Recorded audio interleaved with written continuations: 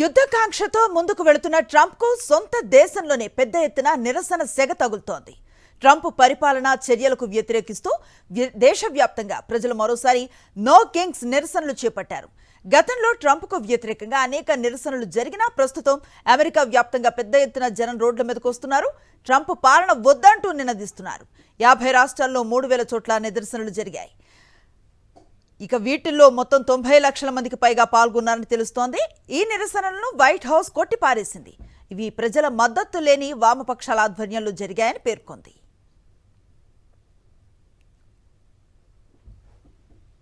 New York, Washington DC, Chicago, Los ఏంజలస్లో సహా 50 నగరాల్లో భారీ నిరసనలు జరిగాయి. నిరసనకారులపై ఫెడరల్ పోలీసులు ఉక్కు పాదం మోపుతున్నారు. శాంతియుతంగానే నిరసనలు జరుగుతున్నా వాటిని అణచివేసేందుకు ట్రంప్ సర్కార్ ప్రయత్నిస్తోందని డెమోక్రాట్లు విమర్శలు గుప్పిస్తున్నారు. అమెరికాలోనే కాదు, ట్రంప్ నిర్ణయాలకు వ్యతిరేకంగా కెనడా, బెర్లిన్, రోమ్, ప్యారిస్, స్వీడన్లలో యుఎస్ రాయబార కార్యాలయాల బయట కూడా నిరసన ప్రదర్శనలు జరుగుతున్నాయి. నువ్వు రారాజువి కాదు, సామాన్యుడివని గుర్తు చేస్తూ రోడ్డెక్కుతున్నారు జనం. అమెరికాలో ఈ స్థాయిలో జరుగుతున్న ఆత్మ విమర్శ చేసుకోవాల్సిన అమెరికా అధ్యక్షుడు మాత్రం సొంత ప్రజలపైనే బురద చల్లుతున్నారు.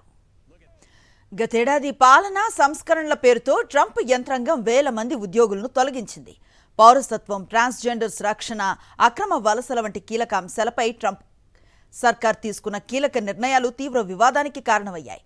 దీంతో అప్పుడు ట్రంప్కు వ్యతిరేకంగా నో కింగ్స్ నిరసనలు జరిగాయి. ఈసారి ట్రంప్ యుద్ధాలను ప్రోత్సహించేలా ముందుకు వెళుతున్నారని అమెరికా ప్రజలు రోడ్లెక్కారు.